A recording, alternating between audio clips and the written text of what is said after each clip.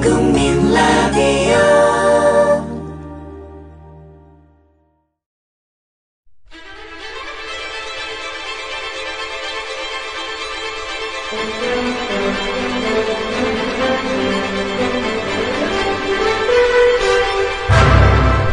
대한민국 99%를 위한 편파 방송, 나는 꼽살이다. 와!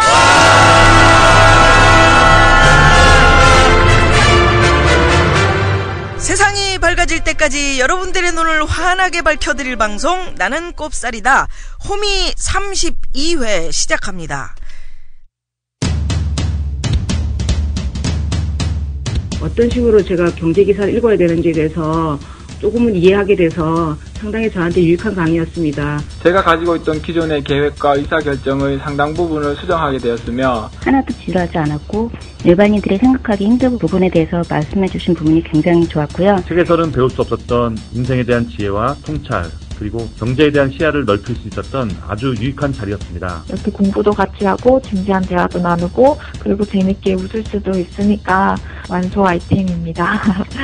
꼭 내 집 마련이 아니더라도 부동산 거래 앞두고 계신 분들은 꼭 추천드리고 싶은 강의였습니다. 유저는 거짓말을 하지 않습니다. 가게와 직장인을 위한 경제 솔루션 잊지 마세요. 선대인 교육 아카데미. 다음과 네이버에서 선대인 교육 아카데미를 입력하세요.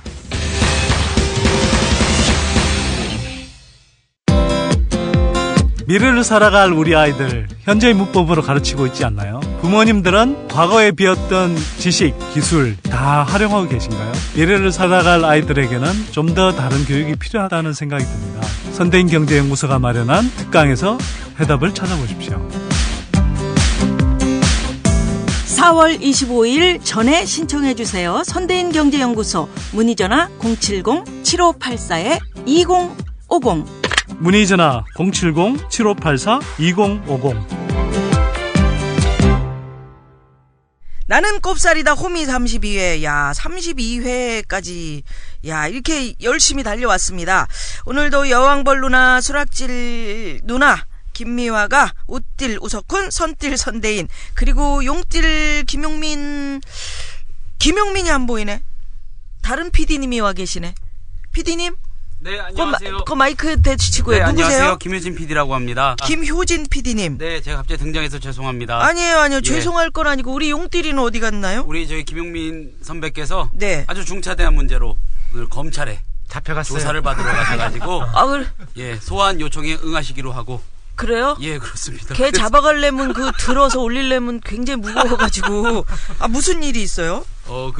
MBC하고 걸린 소송권 관련해서 네. 아마 피고소인 조사를 받으러 가신 걸로 이렇게 알려져 있습니다. 아, 그래요? 예, 그래서 제가 오늘 엔지니어링을 하루 중 땜빵으로 맡기고 거기 갔구나. 예, 지난주에 내가 물어보니까 매우 억울해하던데 어찌됐건 뭐 하여튼 갔다니까. 오늘 잘 부탁드리고요. 잘 부탁드립니다. 감사합니다. 네네네. MBC 가보고 싶어요. 왜? 아니 뭐라도 만나봐요. 보고 싶어요. MBC. 본지 너무 오래돼가지고. 그래요. 본론으로 들어가기 전에 지난주 목요일 4월 16일이 세월호 참사 1주기였죠. 그동안 나는 꼽살이다에서도 이 문제 여러 차례 다뤘었고요. 지금도 세월호 유가족의 목소리가 나는 꼽살이다 말미에 릴레이로 나가고 있는 거 여러분 알고 계시죠? 우리 띨띨이들 어떻게 보냈는지 궁금한데 우리 선띨이는 어떻게 보냈나? 세월호 참사 직후에 세대행동이라는 모임을 이렇게 제안하고 또 그때 서명운동도 열심히 했었는데요. 사실은 그 이후에 제가 이제 연구소 꾸리고 또 교육사업 꾸리느라 사실은 좀 그 일들을 다른 분들한테 좀 많이 맡기고 저는 뒤로 좀 빠졌었어요.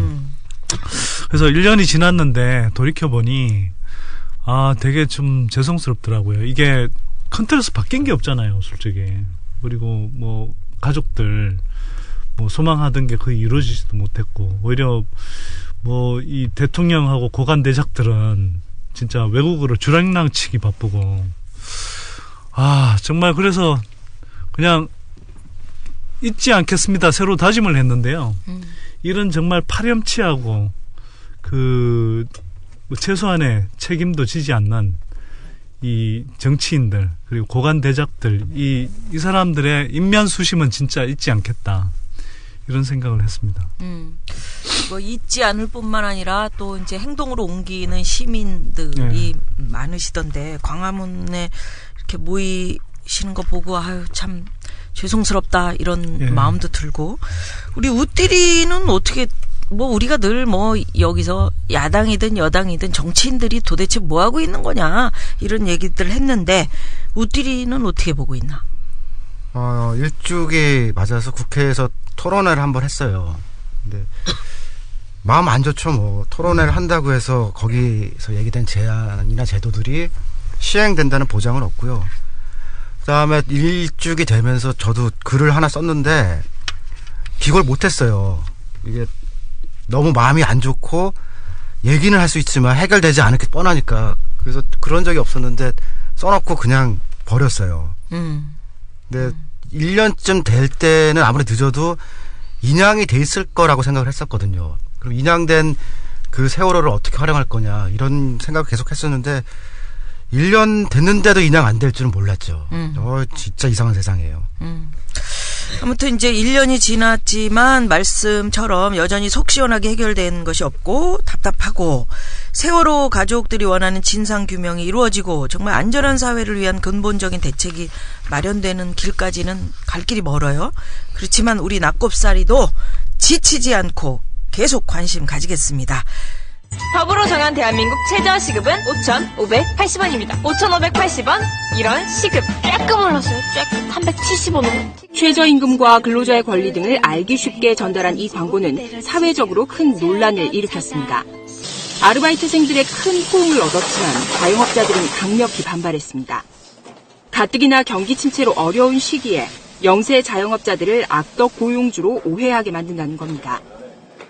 이런 와중에 최경환 경제부총리가 최저임금 인상론을 들고 나온 겁니다. 적정 수준의 임금 인상등을 통해 가계 소비를 확대를 해서 소비 투자 확대 등 유효 수요 창출에 정책적인 역량을 집중해 나가도록 하겠습니다. 정부가 최저임금을 올려야 한다고 주장하는 배경은 내수의 활기를 불어넣기 위해서입니다. 대한민국 사회의 최저임금에 대해서 한번 재검토를 반드시 해야 될 시점이라고 저희들은 생각을 했습니다. 최저임금 결정 방식에 격차 해소분을 강조해서 인상을 해야 정부의 인상 필요성 제기를 마다할 리 없는 노동계지만 문제는 인상폭입니다.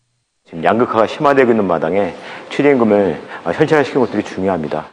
최소한 전체 노동자 평균임금의 절반 정도 되는 그리고 시장임금이라고 할 수 있는 시중 노인 단가가 적용되어야 된다고 생각합니다. 경영계는 정부의 최저임금 인상론 자체도 부담이지만 특히 노동계가 주장하는 인상폭에는 난색을 표하고 있습니다.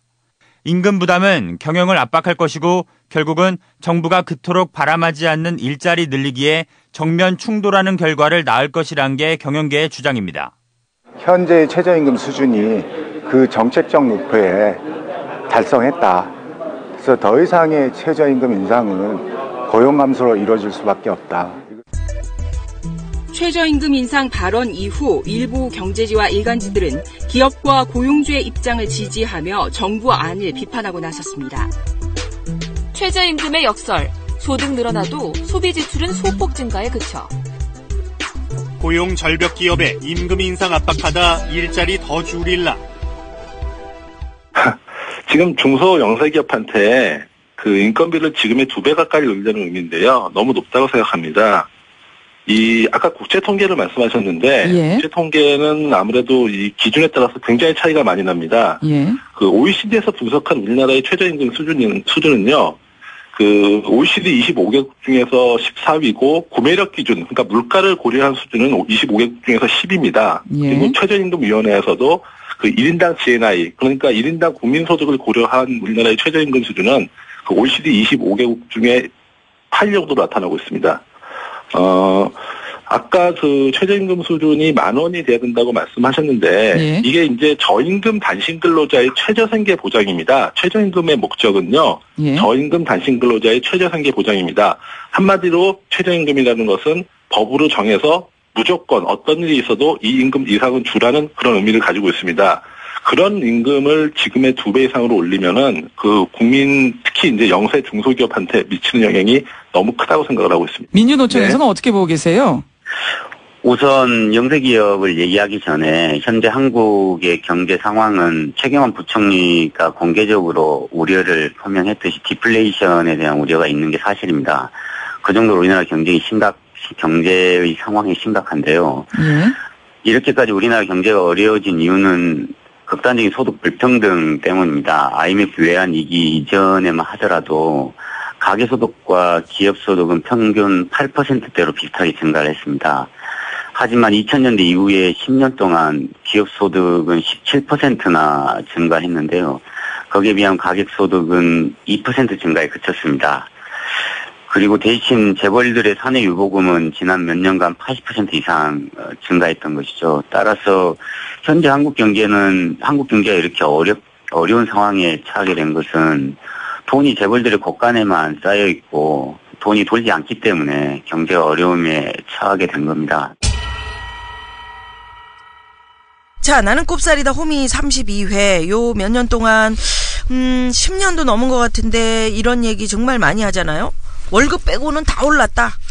예전에는 뭐 돈 못 번다고 하면 그냥 게을러가지고 뭐 농땡이 부려서 너무 낭비해서 돈 못 번다 이렇게 생각했는데 요새는 그게 아닌 것 같아요. 아무리 열심히 해도 늘 적자라고 한숨 쉬는 사람들이 많고 특히 청년들 사정이 정말 안 좋잖아. 일자리 없고 알바, 비정규직 뭐 열심히 일해도 정말 버는 돈은 쥐꼬리고 그러다 보니까 요즘 들어서 최저임금 좀 올리자 이런 목소리가 높아지고 있다는데 한편에서는 또 뭐 기업도 힘든데 이게 뭔 소리냐.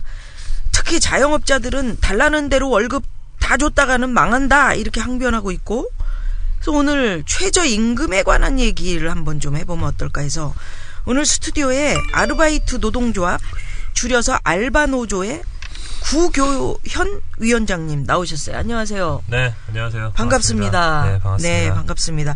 알바노조라고 그래서 저는 대학생이 올 줄 알았어요. 네, 저 청년입니다. 네. 보시다시피 누가 청년 아니라고 했습니다. 아니, 보면 청년 아닌데. 아니, 우려가 뭐 돼서. 보이는 라디오도 아니고요. 그러니까. 네, 겉모습이 보이진 않습니다. 다행이군요. 누가 뭐 이렇게 좀 늑수구레해 보인다 이런 얘기를 했던가요? 조금 그런 말을 들어가지고. 밖에서. 예, 조금. 네. 일부의 주장이 있어서. 여기 저기 규칙 아시죠? 예, 뭐 굿딜 띨자로 통하는 거 괜찮으시죠? 예, 알겠습니다. 네네. 방송 들어가기 전에 우리 굿딜님에게 저는 대학생이 올 줄 알았는데 조금 좀 나이가 있으신 듯해 보입니다. 그래서 상처 입으셨나 봐. 아닙니다. 상처 입은 건 아니고요. 일부 이렇게 얘기를 하시는 거. 일부는 저잖아요. 아니요, 네. 네네, 그래요.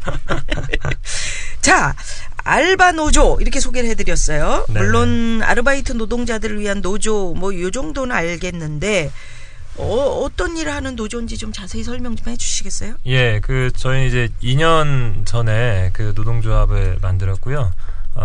말 그대로 이제 뭐 편의점이나 패스트푸드점이나 뭐 이런 커피 전문점 이런 곳에서 뭐 시간제 비정규직으로 최저임금 받으면서 일하는 아르바이트 노동자들이 이제 조합원으로 있는 곳이고요. 그래서 이제 기본적으로 아르바이트 현장에서 뭐 각종 이제 다종다양한 억울한 일들이 많이 발생하는데 네. 뭐 열에 7명, 열에 8명 이렇게 해서 뭐 돈을 제대로 못 받는다던가 아니면 뭐 여러 가지 인권 침해적인 상황에 놓인다든가 아무튼 억울한 일들이 많습니다. 그래서 그런 문제들에 대한 뭐 기본적인 노동 상담 뭐 이런 문제 해결 이런 활동들도 하고 있고 네. 이 아르바이트 노동자들이 다 최저임금 받으면서 일을 하고 있기 때문에 이 낮은 시급에 대해서 이 시급에 대해서 많은 불만들이 있습니다. 그래서 최저임금을 올리자 이런 운동도 하고 있고 또 이제 아르바이트 노동자를 많이 고용하고 있는 큰 기업들이 많이 있거든요. 우리 사회에 뭐 맥도날드 같은. 그래서 그런 기업들이 좀 시급도 많이 주고 아르바이트 노동자들 권리 좀 챙겨주라 이제 이런 걸 요구하는 운동도 하고 있습니다. 그 맥도날드 같은 이런 얘기를 하셨는데 뉴스 네네. 보니까 진짜 맥도날드 뭐 점거 농성을 하셨었어요? 예. 왜 그랬어요? 네, 일단 발단이 된 사건은요. 네. 저희 이제 조합원 중에 한 명이 맥도날드에서 일을 하다가 해고되는 사건이 이제 작년 9월에 있었고 예. 해고의 이유는 이제 네가 노동조합 활동을 하는 게 좀 불편하다 뭐 이런 이유로 이제 점장님이 해고를 하셨는데 맥도날드는 아무튼 독특한 시스템이 있는데 그 매출 대비 인건비 비율을 정해놓고 네. 이 인건비가 그 비율을 못 넘게 통제를 합니다. 그러니까 이 무슨 얘기냐면 매출이 떨어지면 인건비를 줄여야 되는 거고, 예, 그런 상황에서 이제 이상한 사건들이 생기는 건데 대표적으로 꺾기라고 해서. 네. 이를테면 뭐 오늘 6시까지로 일하기로 되어 있는 알바 노동자에게 4시쯤 돼서 손님 없으니까 집에 가라. 이렇게 하는 거죠. 그러면 2시간만큼의 시급은 날아가는 거잖아요. 알바 입장에서는. 그거 이제 소위 꺾기라고 합니다. 네네. 이게 일어난 이유는 그 시간에 매출이 떨어진 시간대니까 인건비를 낮추기 위해서 집에 보내는 거죠. 이런 문제들이 굉장히 광범위하게 막 벌어지고 있는 상황이었고요. 그래서 이런 걸 이제 고발했었고, 저희 조합원이. 그러면서 이제 그걸 빌미로 사실 해고가 되는 사건이 벌어진 겁니다. 그래서 저희가 이제 이 맥도날드가 왜 이런 일들을 하는가, 뭐가 문제인가 이제 이런 걸 살펴보기 시작했던 거고, 그래서 꺾기뿐만 아니라 여러 가지 불법적인 부당한 관행들을 또 확인하게 되었고, 네. 또 대표적으로는 이 맥도날드가 한국에서 지금 27년간 영업을 하고 있는데 임금 수준을 최저임금 이상 줘본 적이 없습니다. 다 최저임금으로만 일을 시키고 있고, 근데 맥도날드에서 실제로 뭐 이렇게 연세 드신 분들도 굉장히 많이 일을 하고 있는데요. 네. 제가 가장 연세가 많이 드신 분을 본 게 67세 맥도날드 햄버거 배달하시는데 67세 할아버지가 일을 하시더라고요. 예. 뭐 그런 분들이 계실 정도로 이게 또 연세 드신 분들이 사실 뭐 이게 대기업이나 이런 데 다니시다가 뭐 직장에서 이제 뭐 구조조정이나 이런 걸로 해고되시고 나왔는데 아직 자녀들은 대학을 졸업해도 제대로 취업을 못 하고 있고, 그러니 이제 부모님들이 돈을 버셔야 되는데 마땅한 직장이 없으니 패스트푸드점에 가시는 거예요. 네. 실제 50대, 40대 이런 분들이 꽤 계시거든요. 근데 이런 분들이 최저임금 받고 일을 해서는 도대체 생계가 안 되는 겁니다. 그래서 최저임금 좀 올려줘라. 충분히 맥도날드는 올릴 수 있는 거 아니냐, 이제 이런 불만들을 또 많이 제기하시게 되었고, 그래서 저희가 이 맥도날드만큼은 좀 이 아르바이트에도 상징적인 기업이기도 하니까 네. 아르바이트 노동자들의 여러 가지 권리를 충분히 지켜줄 수 있는 곳이 아니냐, 뭐 이런 취지에서 맥도날드에 이제 그런 것들 요구하고 있는데 하나도 수용을 안 하시더라고요. 아, 그래요? 네, 맥도날드에서 하나도 수용을 안 하셨고, 지금까지. 예, 저희의 수차례 거듭된 대화 요청에도 불구하고 뭐 이렇게 딱 저희가 문서 2장 딱 받아봤습니다. 지금까지 맥도날드 입장에 대해서는 문서 2장 받아봤고 내용도 동일하고, 그래서 뭔가 이제 이런 문제를 좀 사회적으로 알리는 운동이 좀 필요하지 않나 해서 저희가 이제 뭐 점거시도 벌이고 여러 가지 뭐 기자회견도 하고 이런 활동을 하고 있습니다. 그 점거시한 이후에도 마찬가지로. 네, 점거시한 이후에도 마찬가지입니다. 뉴스에 여전히. 나가도 예, 마찬가지고. 여전히 마찬가지고 그렇죠. 그 얘기를 들어보니까 지금 이제 뜨끔한 그 업주들이 좀 많을 것 같아요. 이게 뭐 맥도날드만의 문제는 아닌 것 같아요. 네네네. 기본적으로 맥도날드가 워낙에 큰 회사고 글로벌 기업이고 사회적으로 좀 어떤 책임감을 가져야 된다라는 생각에서 이제 상징적으로 그렇게 고르셨던 것 같아요. 그죠? 뭐 그리고 이제 조합원 해고 사건도 있고, 있었고, 네, 그런 네네네. 해고 사건도 있었고, 예. 근데 지금 그게 이제 시정되지는 않고 있고. 네네. 제가 88만 원에 할 때 조사를 하니까 그때는 아까 이제 얘기한 꺾기는 퇴근을 일찍 시킨 거 아니에요. 그렇지. 근데 점심 때도 꺾기를 하더라고요. 점심 먹는 시간? 네, 점심 먹는 시간인데 나가 있으라고 그러고 혹은 1시부터 3시까지 손님이 없으니까 어디 나가서 놀다 와? 쇼핑하다 와? PC방 가더라고요. 아, PC방에. 그게 제일 심했던 데가 모 아이스크림 업체가 있었어요. 그게 이제 88만 원에 대해서 꺾기 모티브였거든요. 근데 이게 이렇더라고요. 몇 군데를 지적을 하면은 고기는 조금 낮아요. 딴 데가 또 이제 랭킹 1으로 올라가죠. 그렇지. 시끄러우니까 좀 낮이겠지 뭐. 근데 계속 얘기하는 수밖에 없어요. 그래요? 그때는? 그렇죠. 네, 계속 얘기할 수밖에 없고요. 지금 맥도날드 계속 얘기하다 보니까 저희도 계속 새로운 문제점을 또 발견하게 되는데 최근에는 또 저희가 맥도날드 이런 패스트푸드점에서 일했던 알바 노동자들에게 설문조사를 해봤는데 그 18명 정도가 일하다 다친 경험이 있다고 응답을 했거든요. 다친다. 그러니까 맥도날드 같은 데가 뜨거운 기름으로 감자 같은 거 튀기고 맞아요. 이제 뜨거운 불판 그릴이라고 하는데 여기에 이제 패티 그 햄버거 살에 들어가는 고기 그걸 굽거든요. 근데 이게 온도가 한 200도씨 정도가 되는데 문제는 이게 손님이 굉장히 많은 시간, 점심시간, 저녁시간 이렇게 손님이 막 몰려들 때 이 일하는 주방 안에서 일하는 이 알바 노동자들 수가 충분치 않아서 사람이 부족해서 굉장히 바쁘게 막 뛰어다니면서 뭐 일을 하게 되는 거예요. 이 위험한 뜨거운 기름과 불판이 막 있는데도 불구하고 뭐 이렇게 빠르게 정신없이 일을 하다 보니 뭐 불판에 내가 대 있는지 기름이 뭐 얼굴에 튀는지 이런 것도 그냥 뭐 신경 쓰지 않고 일을 하게 되는 거죠. 그러면서 화상을 굉장히 많이 입게 됐고 이런 문제가 있다. 이게 사실은 그냥 단순히 뭐 안전 장비가 없고 안전 교육을 하지 않아서의 문제가 아니라 이 기업이 돈을 많이 벌기 위해서 인력을 충분히 쓰지 않고 그런 것 때문에 사실은 다치는 이런 일들이 많이 발생하고 있다. 이런 내용들도 최근에 또 확인하게 됐습니다. 예. 자, 그렇다면은 이제 최저임금에 관한 얘기, 이제 본격적으로 우리가 잘 이제 모를 수도 있으니까 일단 지금 최저임금이 시간당 얼마죠? 5,580원입니다.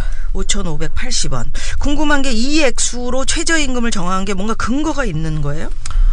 근거가 한 달 일하면 생계유진 가능하겠다 뭐 이런 거. 그러니까 근거가 없는 게 맞는 것 같고요. 작년에 이제 최저임금 위원회라는 데서 최저임금 정하는데 최저임금 위원장님이 뭐 여러 가지 고려해서 최저임금 정했는데 근거는 밝힐 수 없어요. 이렇게 말씀하셨는데 작년도 그렇고 재작년도 그렇고 재작년도 계속 그러시더라고요. 예. 그래서 제가 볼 때 근거가 없구나 이제 이렇게 알게 됐습니다. 밝힐 수 없다. 이제 알게 됐습니다. 정해지는 메커니즘이 그러니까 사용자 측하고 노동자 측이 각각 위원을 내고요. 중간에 공익위원이라는 게 있거든요. 근데 이게 하다 보면은 이제 사용자 측은 0%를 맨날 얘기해요. 10원도 못 올려주겠다. 그리고 이제 노동자 측에서 얼마 제시를 하거든요. 요렇게 협상하다 보면 양쪽이 다 빠져요. 실제로 중요한 사람 빠지고 공익위원들끼리 앉아서 이제 적당한 정부가 선에서 살짝 던져주는 숫자로 그냥 통과시켜요. 그렇구나. 그러니까 근거 없죠. 그래. 손띠리가 제일 크게 웃는다? 넌 뭐 뭔가 이거 근거 네가 알고 있는 거 아니니? 아니 근거가 없는 걸 어떻게 근거를 만들어서 알아요? 그냥 이런 거죠. 말 그대로 정말 이제 최저 수준의 그러니까 생활은 할 수 있도록 이제 이 정도 임금은 주자. 가장 열악한 상황에 놓여 있는 노동자라도 이 정도 최저수는 지켜서 일정한 생활이 가능하도록 하고 이 수입을 가지고 최소한의 인간다운 생활을 할 수 있도록 하자. 이건데 이게 일단 합의 자체가 안 되는 거잖아요. 그럼 우리 오띠리가 한번 얘기를 해봐봐. 88만 원 세대 그때 예전부터 해온 얘기가 최저임금 만 원 얘기했지 않니? 제가 아마 10,000원 계산 제일 처음 했을 거예요. 그러니까 10,000원은 받아야 돼? 10,000원은 줘야 돼? 그때 제가 계산했던 근거가 뭐냐면은 네가 준다면 1인당 국민소득 그때 2만 불쯤 때 계산했거든요. 그러니까 국민의 평균 소득을 일단 4인 가족이면 곱하기 4가 돼야 맞잖아요. 근데 그렇게 하지 않고 이건 알바니까 국민 평균 소득 평균을 딱 한 사람한테만 주자라는 거였거든요. 그래서 2만 불로 놓고서 주 40시간 계산해 보니까 한 시간당 10,000원쯤 나오더라고요. 그러면은 가장이 아니라 자기 혼자 국민 평균 정도의 소득을 받는 계산이에요. 그렇게 해서는 결혼은 못하죠. 뭐 자식을 낳을 수는 없고. 그렇지만 한 명이라도 전체 평균처럼 해주자. 그렇게 해서 10,000원이 나왔던 거예요. 그러면 생계 유지 아까 우리 선띠리가 최소한의 생계 유지가 된다는 것이 이제 최저임금이다. 뭐 이런 얘기를 했는데 그러면 생계 유지를 위해서는 대체 얼마의 돈이 들어가나? 요거 좀 필요할 것 같은데 우리 굿딜님 만약에 혼자 사는 사람이 지금 뭐 알바를 한다면은 사실은 뭐 직업이 꼭 필요해서 막 돈을 벌어야 돼서 하는 일이지만 거의 혼자서 그 돈을 가지고 뭐 생활할 수 있는 상황이었으면 좋겠다라는 거잖아요. 어느 정도 하면 생계 유지예요? 저희가 이제 1인 가구. 네. 아르바이트를 대학생들이 제일 많이 하니까 네. 대학생들 생계비를 한번 쭉 여러 가지 통계를 가지고 정리해 본 적이 있는데 이제 쭉 보면 일단 그러니까 독립해서 산다고 가정했을 때 예. 대학생 한 명이 독립해서 산다고 가정하면 일단 집세가 40에서 80만 원 이렇게 들더라고요. 그냥 잘라서 한 50만 원 정도 든다고 보고 그 다음에 등록금 대한민국 등록금 평균이 연간 666만 원인데 네. 그 달로 나누면 한 50만 원 되거든요. 어쨌든 그거 빚져서 내든 어떻게 내든 내야 되는 거니까 그거 한 50만 원 포함하고 100일. 그리고 이제 주거비 조사 이런 거 하면서 이제 그 생계비를 학대랑 뭐 통신비랑 교통비랑 이런 것들을 대충 평균적으로 대학생들이 얼마 쓰는지 조사해 보니까 한 37만 원 정도 나왔습니다. 요거만 하면 한 140만 원 정도 되거든요. 네, 그러네요. 여기에 이제 친구 만나고 뭐 아프면 병원 가고 뭐 좀 뭐 이를테면 요새 청년들 스펙을 많이 쌓아야 되잖아요. 스펙 쌓기 위해서 뭐 영어학원 다니고 뭐 이러기 시작하면 이제 점점점 늘어나는 거죠. 점점 늘어나는 건데 지금 대한민국 최저임금 5,580원으로는 한 달 일하면 116만 6,220원을 버는 건데 안 되거든요. 불가능합니다. 그러네. 불가능하기 때문에 뭐든지 줄이는 거죠. 일단은 등록금은 무조건 못 내는 겁니다. 그러니까 등록금은 무조건 빚져서 내는 거고. 그렇지. 그러니 청년들이 1인당 뭐 평균 1,500만 원씩 빚지고 나오거든요. 지금 대학생들이. 뭐 등록금 못 내는 거고, 뭐 집세는 뭐 엄마 아빠 뭐 빌려서 내든 어떻게 하는 거고, 밥도 아무튼 줄이는 거고, 친구도 못 만나는 거고, 뭐 계속 이런 식으로 자기의 어떤 생활의 욕구나 미래를 유보하는 이런 방식으로 살 수밖에 없는 거고, 그리고 또 이런 통계도 있는데요. 대학생들, 실제 학교를 다니는 대학생들이, 일주일에 아르바이트 평균 몇 시간 하는지를 조사했는데, 평균 35시간이 나왔어요. 그러니까 뭐 소위 정상적인 표준적인 직장인들 하루 8시간 주 5일에서 주 40시간 일하잖아요. 네. 거의 풀타임 근로에 육박한다는 수준인 건데 이 친구들이 과연 대학생인가 노동자인가 이런 질문을 해봐야 되는 거죠. 공부할 시간이 없는 거예요. 그렇죠. 그래서 작년에 또 뭐 어떤 선생님이 연구하셨는데 그 알바하는 시간이 늘어날수록 학점은 비례해서 떨어진다. 이제 이런 연구도 하셨거든요. 당연한 결과인 거죠. 노동 시간이 길어지면 길어질수록 공부할 시간이 없는 거니까. 이런 대학생들이 말 그대로 미래를 준비할 시간이 없는 겁니다. 자기 맞아요. 인생을 설계하고 뭐 공부도 하고 뭘 배우러 다니고 뭐 새로운 경험을 하고 이럴 수 있는 시간이 없는 거죠. 알바하느라 바쁜 거고. 그치. 이런 시대를 살고 있는 거죠. 그런 시대를 사네. 그러니까 일도 죽어라고 하고 이제 공부할 시간은 없고 대학 등록금은 하여튼 어떻게 해서든지 대학은 졸업을 해야 또 좋은 직장을 가질 테니까 큰 부모한테 먹는 거. 이거 어릴 때 사실은 우리 띨띨이들 잘 들어. 누나가. 먹을 게 없더라고. 그래가지고 그냥 남의 집에 가면 그냥 먹을 수 있을 때 우리 부모님들 뭐 아버지 일찍 돌아가시고 어머니 참 그 보따리 장사 나가시고 이러면 집에 먹을 게 없어요. 남의 집에 놀러 가면 저녁 때까지 기다려서 야 미화야 너는 집에 안 가니? 그래도 아이 괜찮아요. 그러고 있다가 밥 차려주면 먹을 수 있을 때 먹어두자. 그래가지고 거기 가서 얼마나 아구악작같이 먹었으면 누나 입이 이렇게 커졌겠네. 웃기려고 그랬는데 애들이 안 웃어가지고. 아니 웃겨요. 근데 근데 비웃기는 경향이 있어요. 그러니까 하여튼 그래서 이 학생들도 참 그 먹을 수 있을 때 내가 좀 얻어 먹을 수 있을 때 먹어야 돼. 지금 이게 계속 악순환인데 그렇다면 우리 웃디라. 우리 비정규직 또는 이제 알바 노동자들 솔로 계급의 경제학이라는 책 쓰고 나름 연구를 굉장히 많이 하잖아. 어느 정도의 적자 상태인지 지금 현재. 일본의 20대들 통계를 보니까요. 그러니까 취업한 사람들 기준으로 약간 바이어스가 조금 감안해서 봐야 되는데요. 35%가 저축률이더라고요. 일본은. 그러니까 일본 20대 그리 힘들다고 하는데 우리처럼 이렇게 아주 힘들지는 않은 것 같아요. 근데 반면에 한국 대학생들이 대학을 졸업할 때 통계마다 다른데요. 졸업할 때 갖고 있는 부채가 1,500만 원에서 2,100만 원 사이거든요. 그래 아까 얘기했지. 그러니까 우리는 출발점이 마이너스예요. 그래. 그러니까 일본도 똑같이 어렵고 일본 청년도 뭐 다 힘들다고 그러는데 거기는 저축률이라는 숫자를 이렇게 뽑을 수가 있는데 우리는 저축률을 나오지가 않아요. 저축이라는 건 없고 그냥 마이너스가 얼마냐. 이렇게 돼 있거든요. 그러면은 이게요 삶도 안 될 뿐더러 연애도 안 되더라고요. 그래 이제 문제는 그 아르바이트생 그래요 대학생 때 뭐 고생 해볼 수 있죠. 젊으니까요. 이렇게 생각할 수도 있잖아. 누가 그렇게 생각해요? 아니 그러니까 기본적으로 우리가 가지고 있는. 근데 이게 얘기를 들어보니까 우리 굿딜님 얘기를 들어보니까. 아예 직업처럼 장기화된다는 거. 이게 문제. 그런 사람들 늘고 있다면서요? 나이가 많은 알바생들? 예, 그렇죠. 그래서 이제는 사실 아르바이트 현장은 청소년, 청년만 있지 않습니다. 뭐 가장 대표적인 앞서 뭐 패스트푸드점 말씀을 드렸는데 진짜 패스트푸드점은 청소년부터 할아버지까지 같이 아르바이트를 하는 현장이 돼버렸는데요. 우리가 뭐 흔히 아는 뭐 편의점, 패스트푸드점, 뭐 베이커리, 커피 전문점 이런 곳들에 뭐 40대 이상의 중년 여성, 뭐 50대 아저씨들, 뭐 이런 분들이 이제 아르바이트를 하는 시대가 되었고, 뭐 알바 구인구직 사이트, 온라인 중개 사이트 이런 곳에도 최근 3년 사이에 뭐 50대, 60대 이런 아르바이트 지원자들이 뭐 10배 이상 늘어났다라는 이런 통계들이 있거든요. 앞서 말씀드린 대로 자녀들이 뭐 이렇게 뭐 대학 졸업하고 빨리 취직하고 하면 뭐 부모님도 부양하고 할 수 있는데 그게 안 되니까 부모님도 계속 일을 하게 되는 거고, 뭐 아빠도 맥도날드에서 일하고 뭐 자식도 맥도날드에서 일하고 뭐 이런 현상이 나타나는 거죠. 맥도날드를 참 좋아하시나 봐요. 좋아합니다. 네, 아니 그러니까 아빠도 좋아하고 아이들도 좋아하고. 88만 원 쓸 때 제가 그때 주유소 알바들 조사를 했었거든요. 그래. 근데 그때는 10대였어요 다.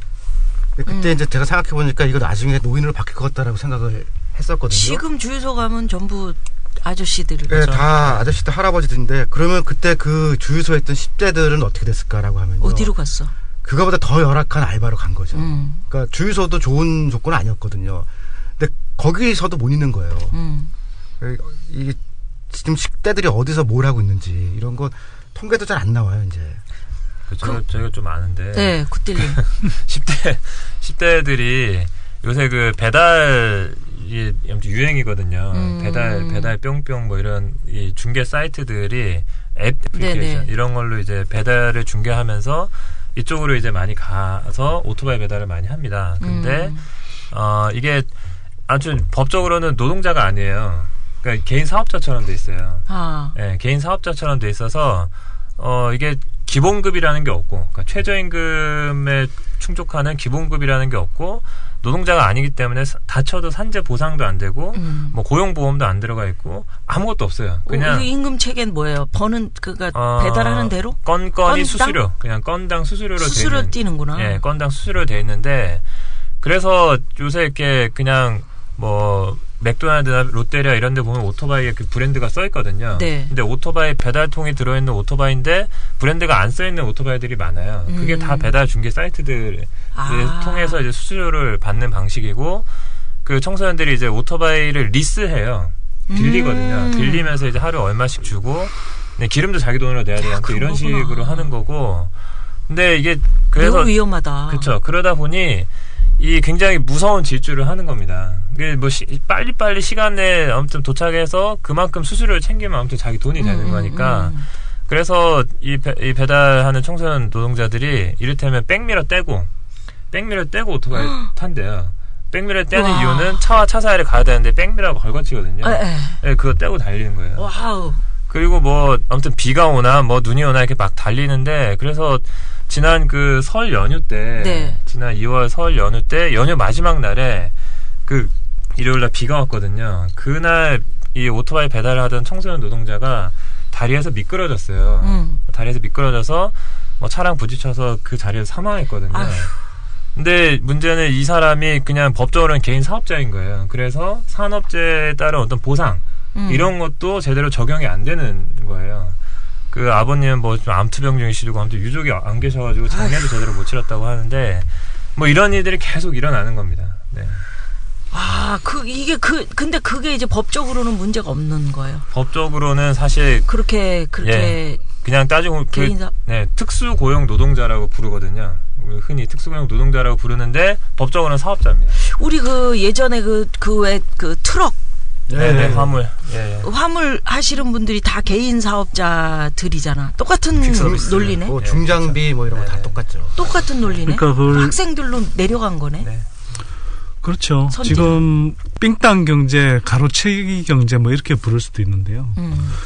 그때 뭐 덤프트럭 이야기도 했지만 이 옛날에는 예를 들어서 건설업체 쪽에 이렇게 소속돼 있었던 사람들이라면 이 사람들이 다 아웃소싱 형태로 이제 사업자를 가지고 다 그냥 이제 계약 맺는 식으로 해요.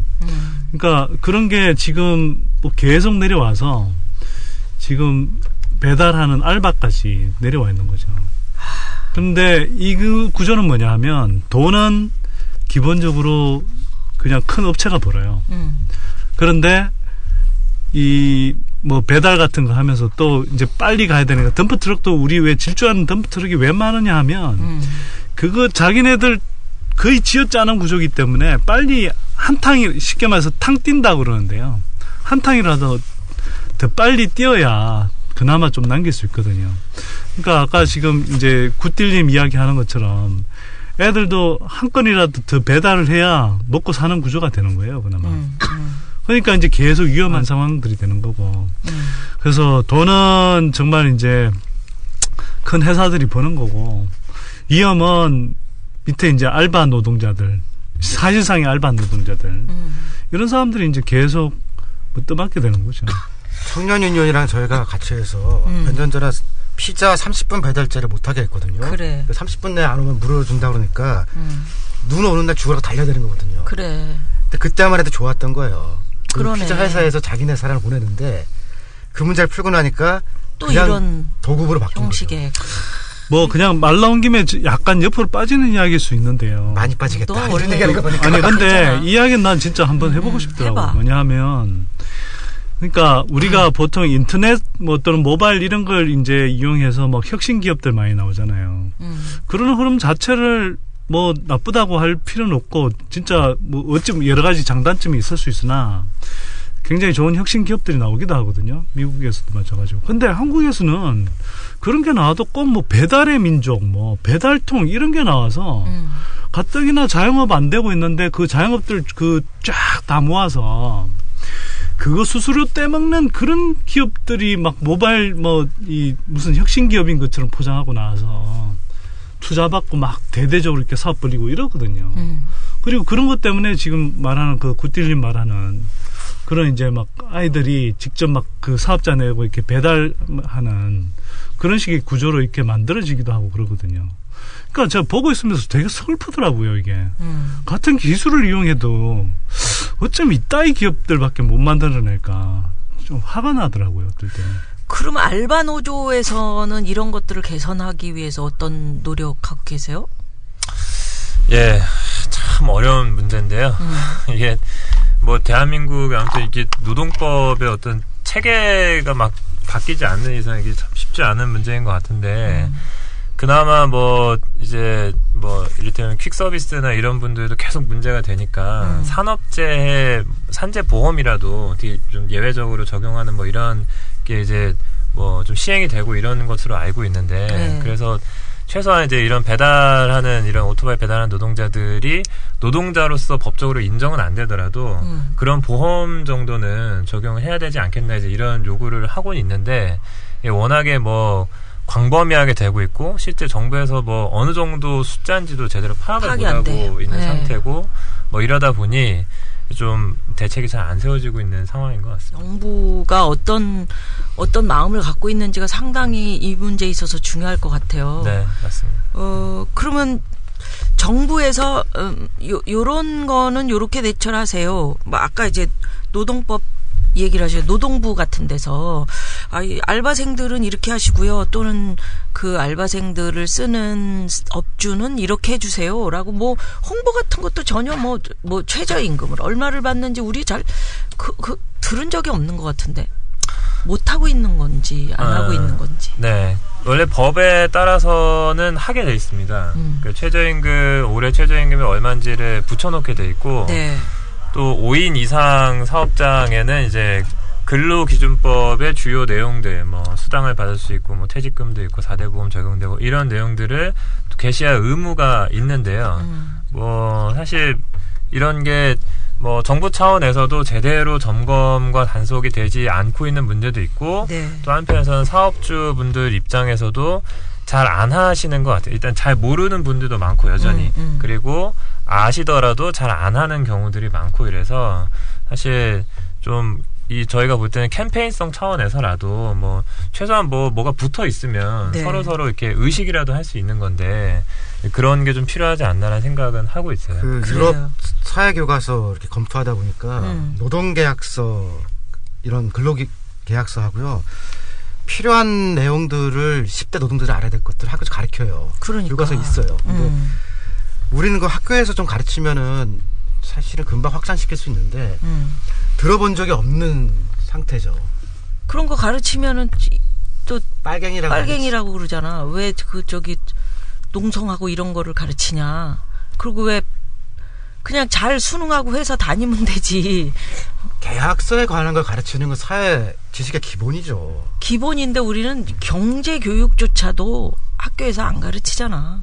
돈을 어떻게 쓰는지, 어떻게 벌어야 되는지, 내 권리 어떻게 찾아야 되는지. 말을 해라, 손띠라. 아니.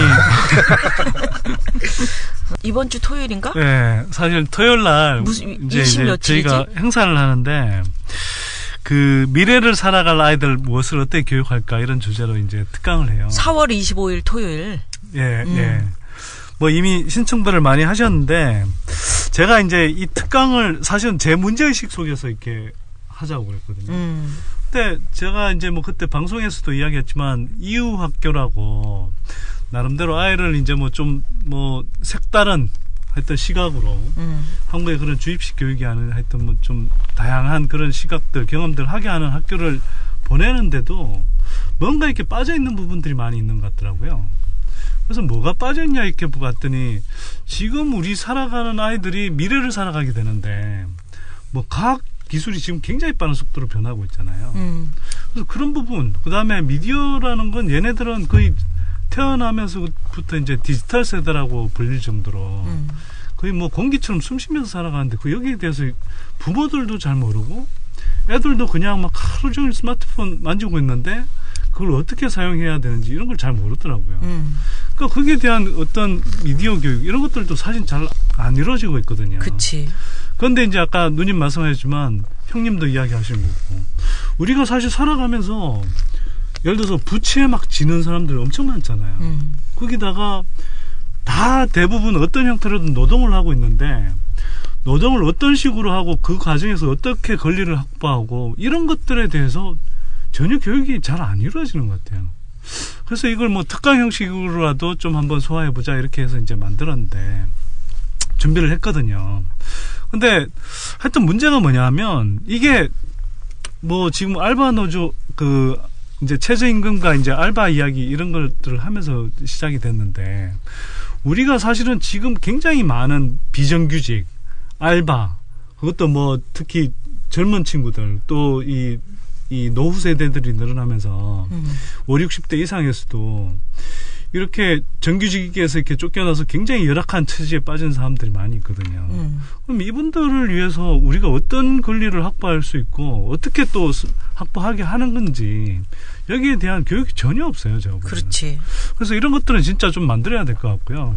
뭐 알바 노조라든지 이런 형태로 지금 어느 정도 이렇게 캠페인하고 이렇게 하고 있지만 사실 진짜 정규 교과 과정 안에도 들어가야 된다. 예, 그렇게 생각합니다.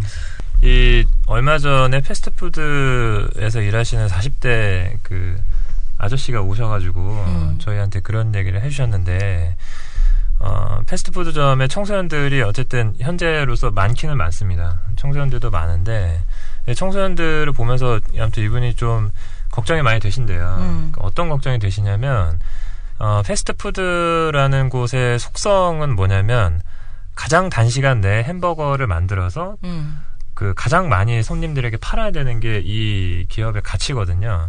그 안에서 어떤 뭐 사실 윤리와 뭐 도덕과 사실 이런 거는 사실 중요하지 않습니다. 일단 이를테면 맥도날드, 네, 그렇죠. 맥도날드 같은 데는 햄버거 하나 나오는데 25초 이하 시간을 제한하고 있거든요. 그게 목표입니다. 주방 안에 딱 붙어 있어요. 25초 이하의 빵을 내놔라 이렇게 하고 있거든요. 그것만 보고 이제 정말 기계처럼 이 일을 하는 거예요. 문제는 청소년들, 아무튼 세상을 처음 배우는 노동이라는 것을 처음 하게 된 청소년들이 배우는 가치라는 게 그런 겁니다. 열심히 아무튼 이 안에서는 윤리라고 하는 것이 존재하지 않고 그냥 뭐 열심히 속도를 내서 빵을 만들고 그걸 많이 파는 돈을 많이 버는 이런 것에 대한 이 세상만 보게 되는 거죠. 이게 그들이 앞으로 살아가야 될 미래 사회가 이게 어떻게 그려질 수 있는가 이게 참 고민이 되는 문제예요. 그러게요. 그 안에서 정말 그 채소라든지 이런 것이 얼마나 깨끗하고 안전하게 이것이 길러지고 여기까지 오는지 아니면 정말 고기 갈은 고기 이거 얼마나 정직하게 정말 우리에게 전달이 되는지 그런 걸 같이 다지고 뭐 이렇게 만지고 그러면서 뭔가 사회를 배우고 그런 건데 빨리빨리만 하다 보면은 뭐 아무것도 배울 게 없는 거죠. 그야말로 기업과 사회 사이의 관계 같은 얘기인데요. 지금 맥도날드가 겁나게 지금 씹히고 있잖아요. 여기서. 근데 맥도날드하고 버거킹 사이에 경쟁이 한번 있었어요. 유명한 사례인데, 그러니까 버거킹이 친환경 기업을 표방을 했어요. 그래서 이제 리사이클 되는 걸 쓰겠다. 폐기물도 줄이겠다. 그러니까 맥도날드 그 따라가서 자기들도 친환경을 하겠다고 그래서 그 한 20년간 두 기업이 경쟁을 했거든요. 물론 한국에서 그랬던 건 아니고요. 그러니까 소비자들이나 그 사회가 기업에게 무엇을 요구하면은 하는 척은 해요. 그러니까 아까 이제 맥도날드에 우리가 이 정도의 인권적인 걸 해달라. 그리고 최저 임금은 조금 더 줄 수 있게 해달라는 것들이 만약에 그 기업인 사회가 그걸 강하게 요구하면요 100점은 아니더라도 좀 하는 척은 해요. 왜냐하면 안 팔리니까. 욕 먹으니까. 그렇지. 네, 실제로 맥도날드 같은 경우는 미국에서 욕을 많이 먹었어요. 그래서 뭐 한참 잘 나가다가 최근 몇 년 사이에는 진짜 실적도 굉장히 많이 나빠지고 감자 튀기는 기름이라든지 뭐 이런 그런 뭐 재료의 문제도 있지만 그래서 주가도 많이 떨어지고 그랬었거든요.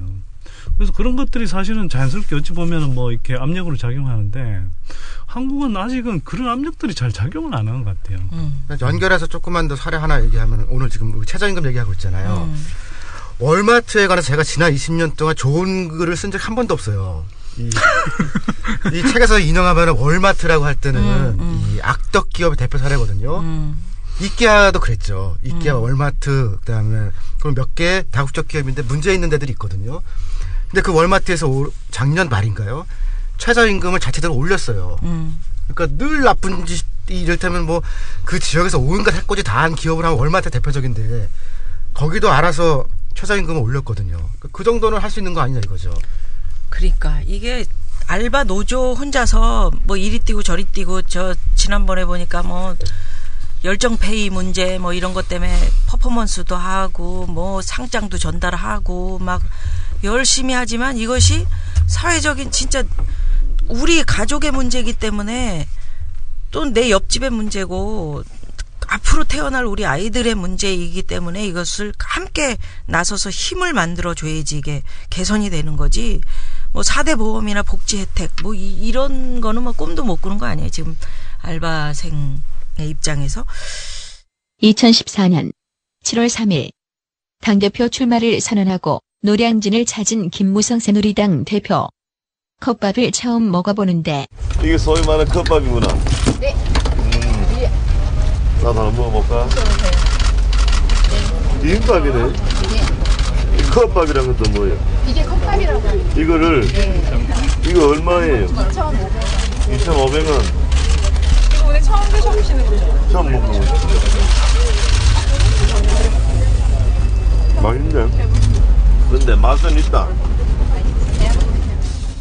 말로만 듣던 컵밥을 지금 같이 와서 젊은 청년들 같이 먹어보니까 한편 맛도 있는데 목도 메이고 우리 청년들이 좀 더 미래에 대한 큰 희망을 가지고 살아가는 그런 사회를 만들어야 되겠다 하는 그런 책임감이 더 크게 생각됩니다. 청년이 희망을 갖고 사는 사회를 만들겠다고 하고는 불과 반년 뒤 아르바이트 구하러 가서 그러한 사람인가 아닌가 하는 걸 구분하는 능력도 여러분들이 가져야 되고 처음에 갔을 때는 사장님들이 굉장히 선하게 웃어주시더라고요. 나중에는 3일 조금 기다려라 하시고 그 다음에 또 그런 부당한 대우를 당했을 때 상대한테 또 기분 나쁘지 않게 설득해가지고 인생이 좋은 경험이다 생각하고 일단 열심히 해야지. 방법이 없어. 알바 노조원들 새누리당사 앞에 모여 항의하는데 인생의 좋은 경험이라고 생각하고 열악한 일자리도 좋은 경험이라고 생각하고 열심히 해야지 방법이 없다라는 말을 했습니다. 정치인이 그것도 여당의 대표 정치인이 방법이 없다고 합니다. 그러면 대체 국회는 왜 있고 정치인은 왜 있단 말입니까? 너무너무 화가 나서 이곳에 왔습니다. 김무성 대표 오늘 당장 사과해야 될 것입니다. 그 말을 한 장본인은 어디 좋은 경험 한 번이라도 해보고 그런 말을 하는지 이해가 되질 않습니다. 학비 벌랴, 공부하랴, 스펙 쌓느랴.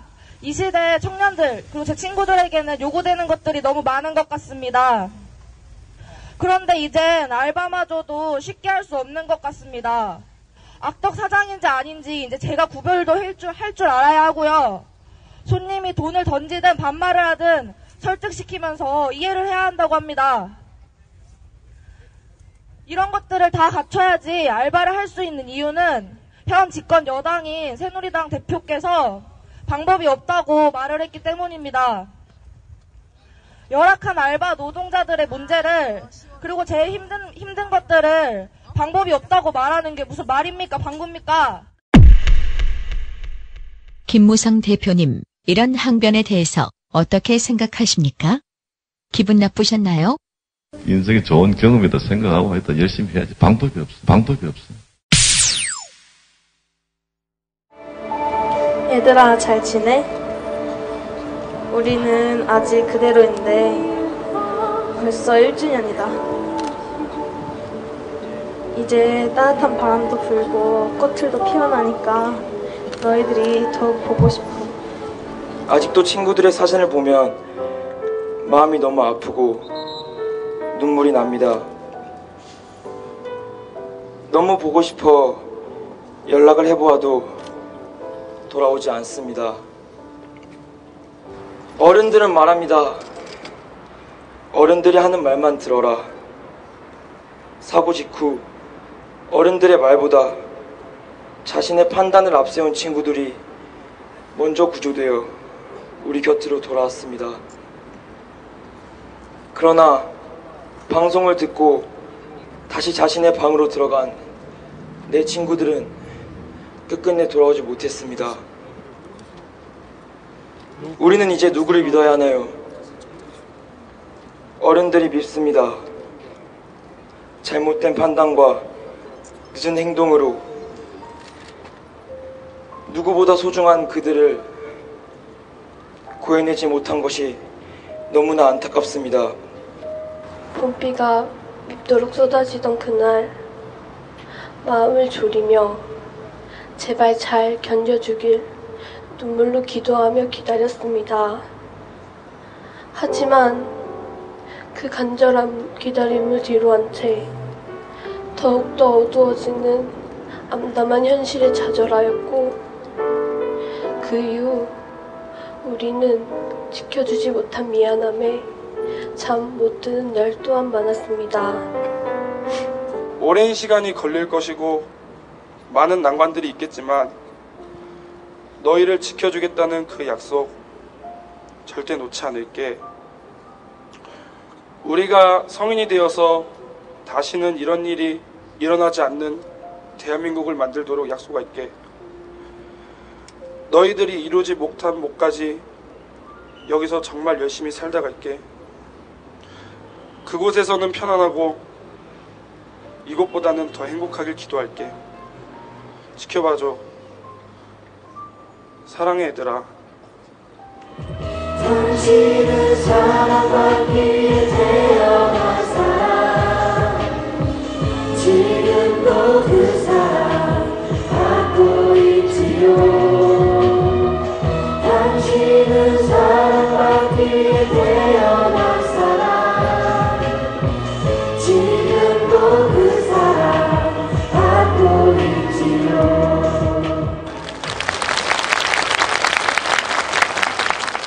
이상은 안산시내 고등학생들이 개최한 세월호 1주기 추모 행사 현장 육성이었습니다.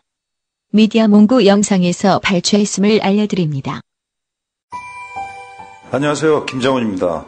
이번에 세월호 유가족들의 목소리를 빌어서 금요일엔 돌아오렴이라는 책이 나왔습니다. 세월호 참사 300일이 지난 지금도 세월호는 아직도 침몰되어 있다는 생각을 갖고 있습니다. 진실은 영원히 그것이 밝혀질 때까지 함께 해야 한다고 생각하고, 여러분들이 정말 정의라는 글자가 마음속에 있다면 꼭 책 읽고 기억해 주시길 바라고, 저도 절대 지치지 않고 이 일이 해결될 때까지 영원히 함께 하겠습니다. 금요일엔 돌아오렴.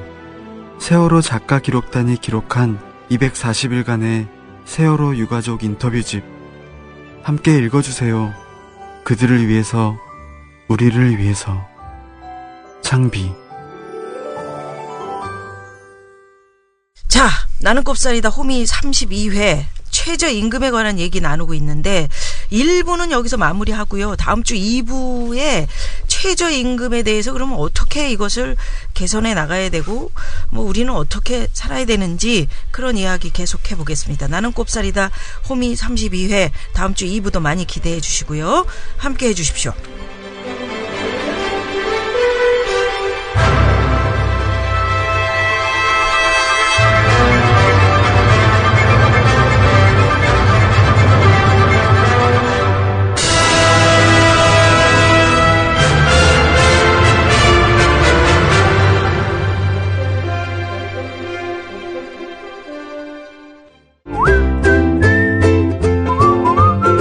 국민라디오 팟캐스트 응원하는 가장 쉬운 방법 아시나요? 다운로드하기, 별점 주기, 댓글 달기, 구독하기.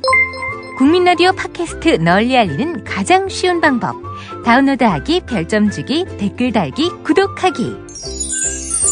기억하세요. 다운로드하기, 별점 주기, 댓글 달기, 구독하기.